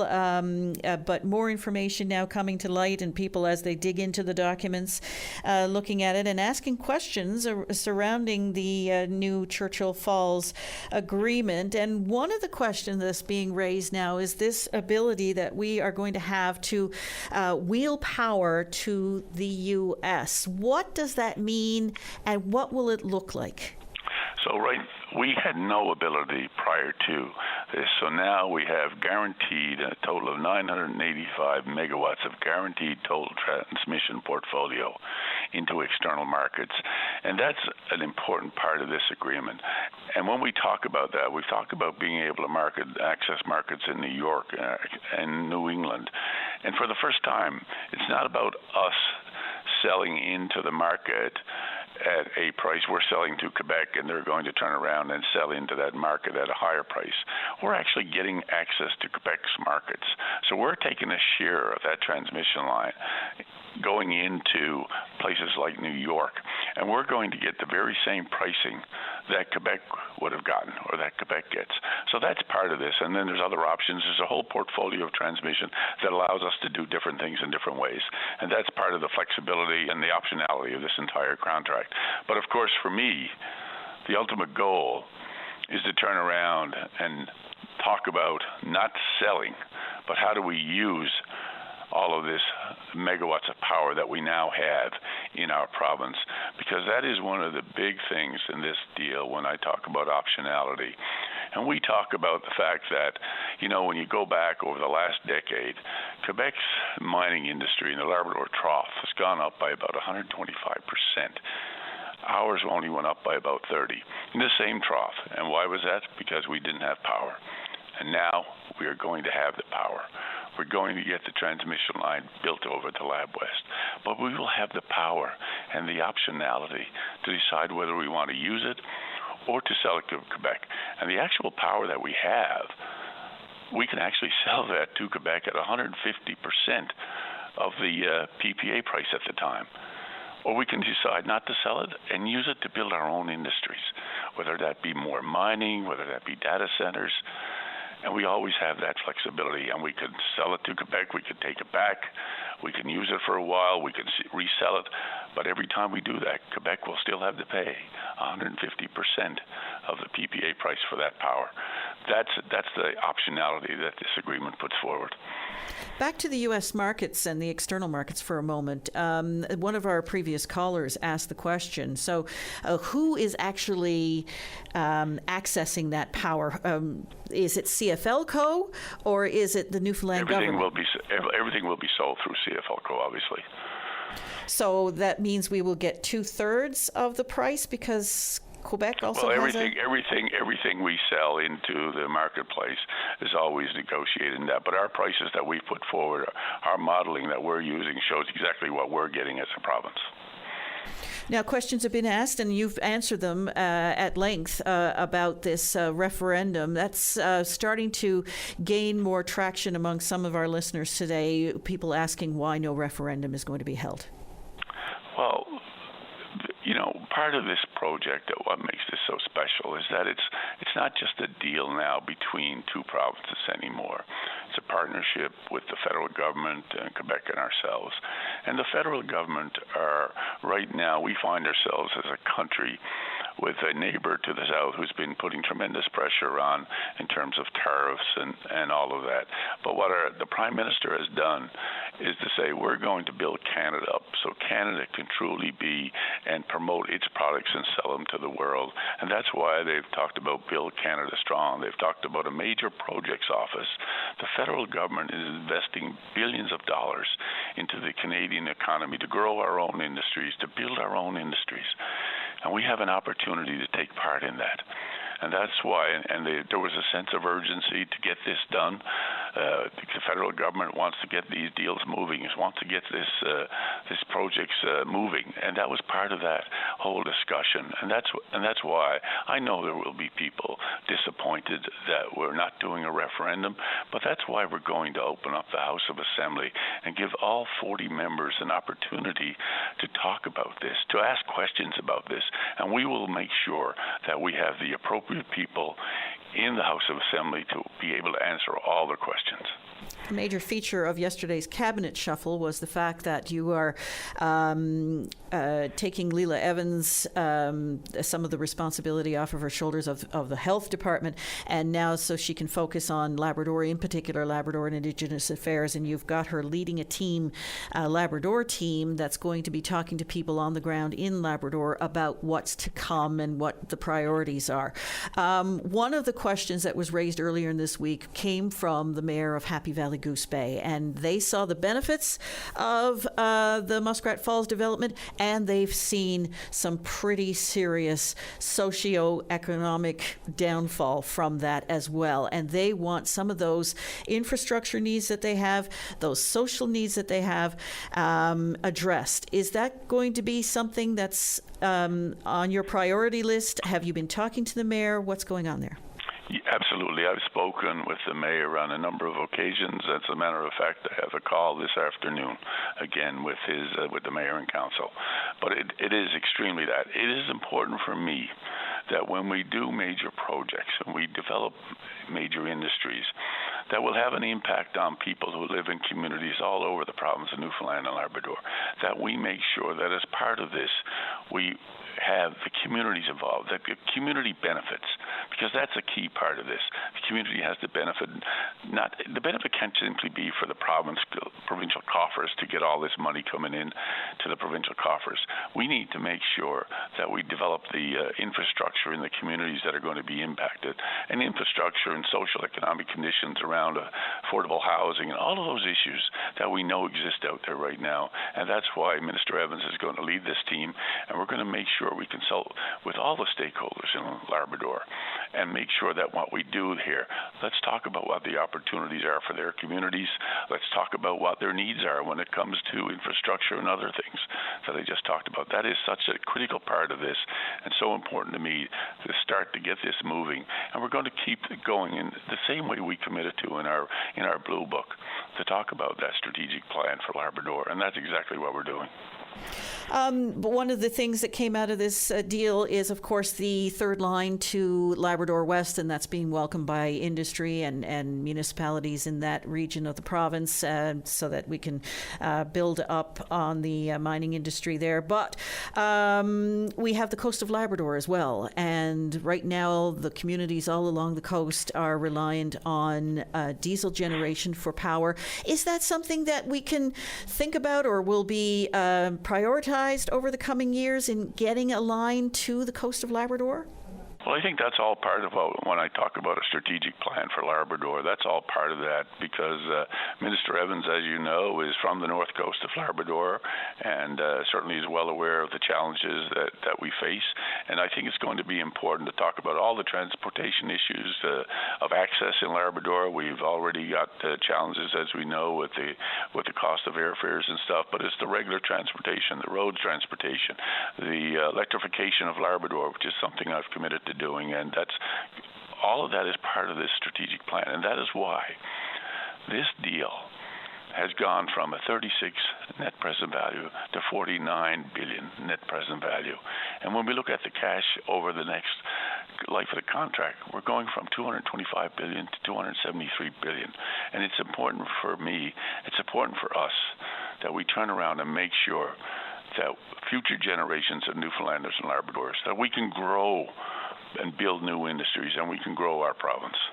We only have a minute and a half left, but Premier, the two opposition parties have been raising questions now about what the format of the debate in the House of Assembly next month is going to look like. Have you determined what that's going to look like and who's going to be brought in?